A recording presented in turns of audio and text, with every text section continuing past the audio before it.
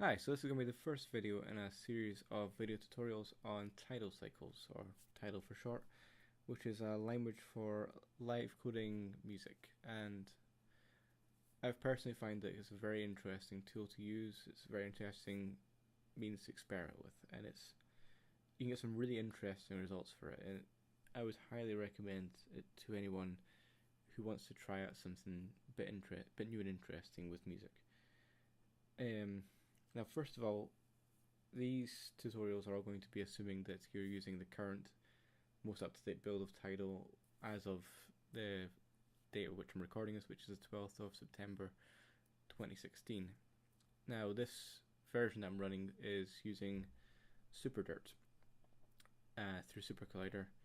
There was a previous version which I was using until they brought this in with the update, and that was using the older version of Dirt, and it was a slightly different starter process. If you are still using that older version, a lot of what these tutorials will cover still very much applies. It's a lot of it's more the case that they've added in some things with Super Dirt. They've not really taken much away. So especially at the early stages, the vast majority of this will be very much applicable to older versions. I see the only major difference at this stage is that the startup process is different, and if you have any trouble with that, if you let me know, I should be able to fire across a message and try to help you. But with this current version, what you want to do is you want to initially open Supercollider. Now that should come up with something like this. There we go. Welcome to Supercollider. And now I've already got a file saved. I recommend you do the same as well for this, but a file saved, but with some certain commands. Now, the most important one to run is this first one here, superdirt capital S capital D dot start. So you want to click anywhere about that, and hold down Shift, press Enter, and you should get this. Now this will probably, as standard, come up with built-in microphone, built-in output. The reason it's come up with Soundflower for me is because I'm currently recording in the audio for the video.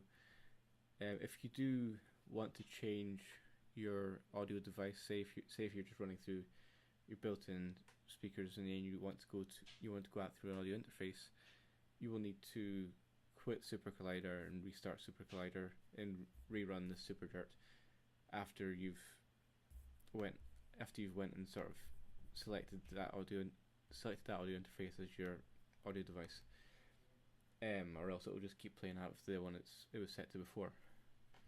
So once you've got this running here, it's then should come up with something on the bottom similar to this. In my case, it's saying SuperDirt listening to Tidal on port 57120. The number may vary from machine to machine, but that's fine as long as it's listening to Tidal on some port. So once this is running, the other thing I'd recommend doing would be running this line down here as well, quarks.gui. Now, same again, just click anywhere on it, Shift, Enter, and you'll get something along the lines of this. And I would click on Dirt Samples, and down here it'll say local path. In this case, it's on Mac it says open folder. I believe on Windows it just says the actual folder, like the directory name, but whichever one it says, you want to click open folder or name, and you'll get this, which is a massive list of folders, all with various names. Now most of these you will have already with your vanilla install of Tidal. Certain ones I've added to this for various projects.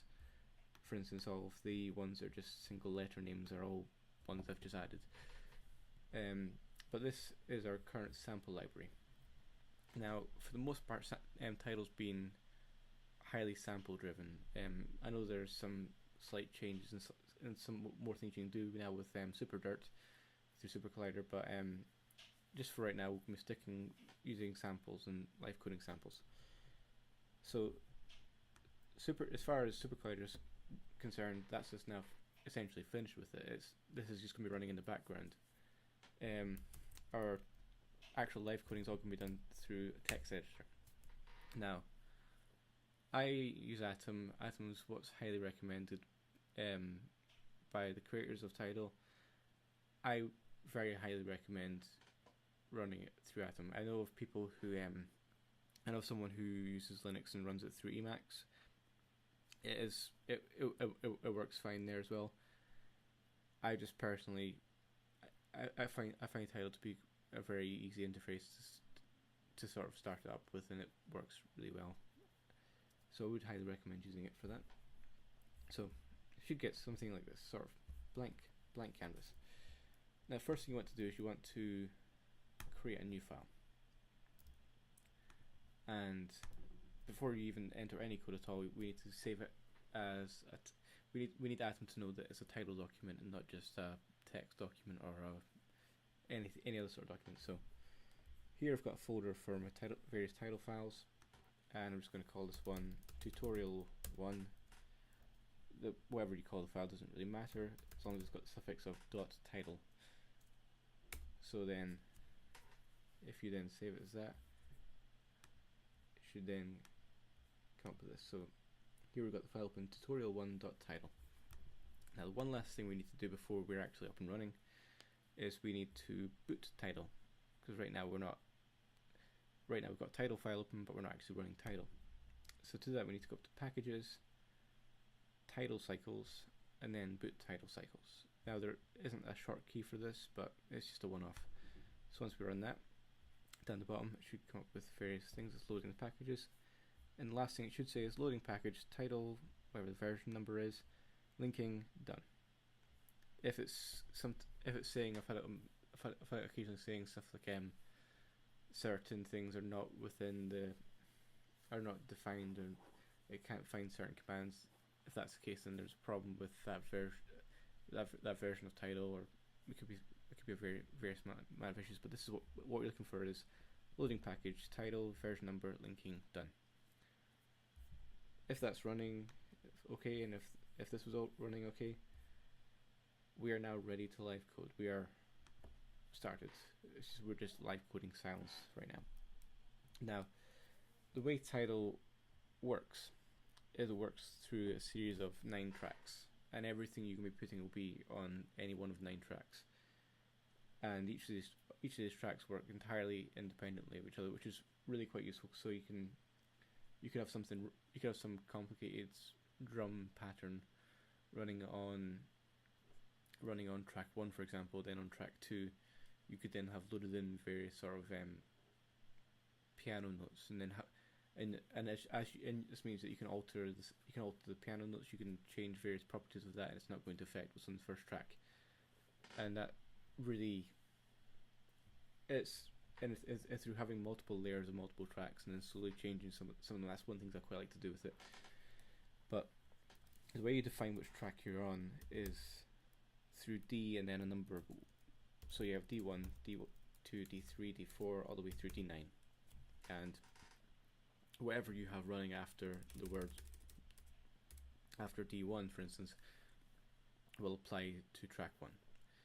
So probably the most simple thing we can do is just to have it run a sound. Now, if we go back into this folder that we opened, these are all the various folders with samples, and inside each folder there'll be various sound files.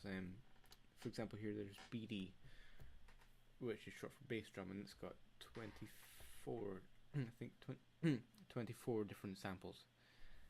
And well, the reason that most of them are shortened down to sort of shorter versions of it, in this case of BD instead of bass drum, is because when you actually run it, when you're actually sort of using that sound file, you refer to it by the folder name. So it makes more sense. And if you want to call on a bass drum, it makes more sense to type out something short like BD as opposed to typing out bass drum. It makes it a bit easier. So the first thing you want to type in is D1. In this case, if you want to do track 1, you could do D whatever. $sign sound. And then in inverted commas, we're defining which sound we want to use. Now, the sound we're going to be using initially is going to be the first one in that folder as sorted alphabetically. So it's going to be BT0A0A7, which sounds like this. That bass drum is, imagine you know what a bass drum sounds like. So if I put the letters BD in there and then hold shift press enter, we then have a looping bass drum at about one beat per second. Yeah, I think so. So it's just taking that sample and it's playing it, and it's playing it in a sort of pattern at whatever the defined rate is. Now, as you probably noticed, there's more than one bass drum sample in that folder. What I'm also going to do now is going to run the most important command in all of Tidal, and it's hush. So shift enter, and it stops the pattern. That is the single most important line you can ever run in Tidal, and it stops the pattern. But say if you want to run this one here, the fourth one down. So you hear there's a bit more it's a bit less a sort of percussive start to it. It's more sort of pitch bass. Say you wanted that. Say you're not wanting such a hard attack at the start. Well, right now, the only thing I'm referring to is this folder. We can refer to any sounds in the folder.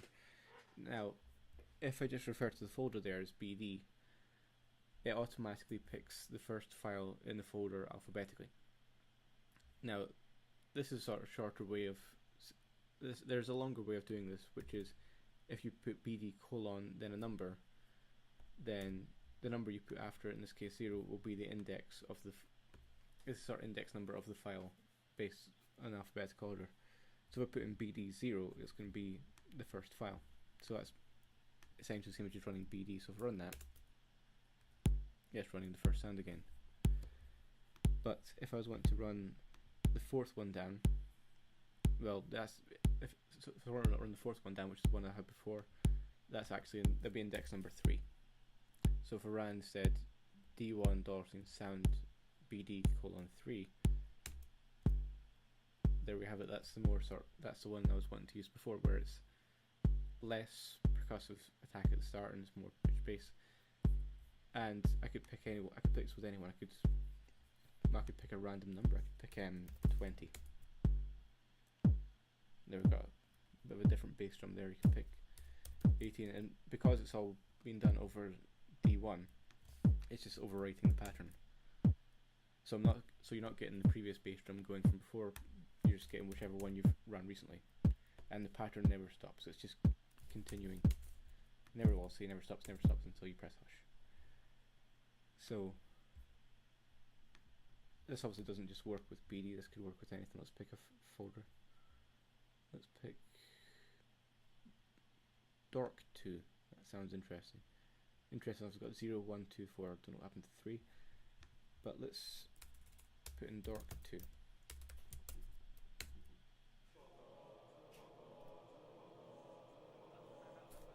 And hush that.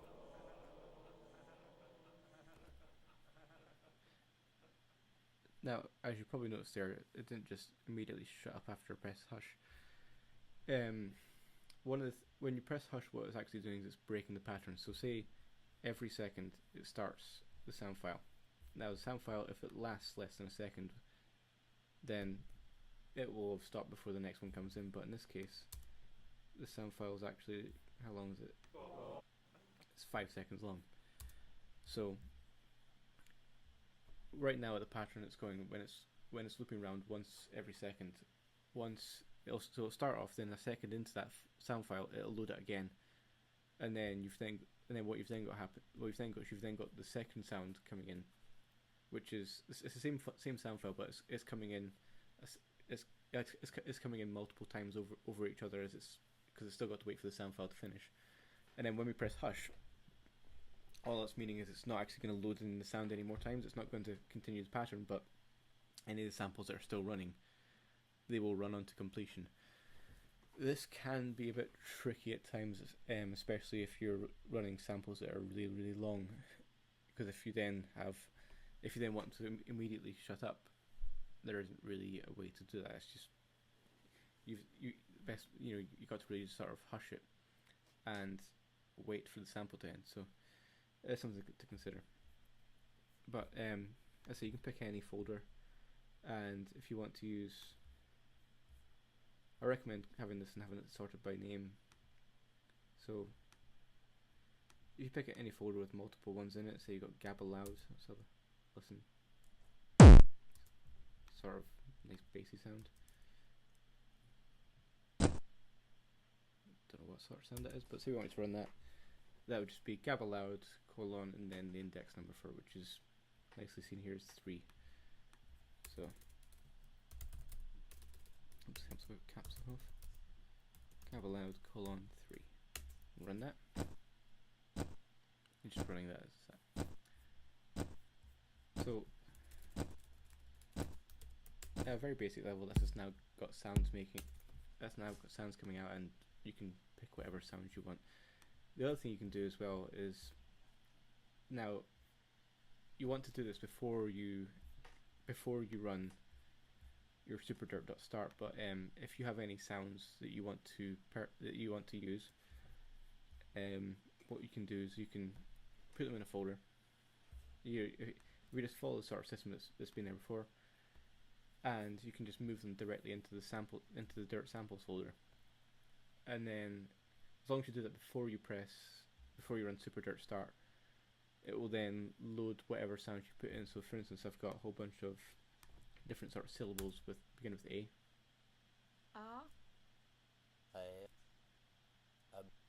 So these are all ones I've loaded in before, and I can run them the exact same way.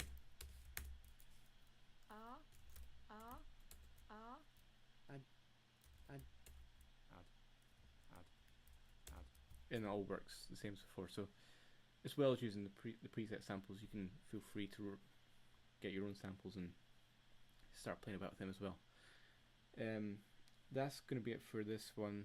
This is just going over the very basics, making sure it's running, making sure it's making sounds, and letting you understand what sounds you're going to be making.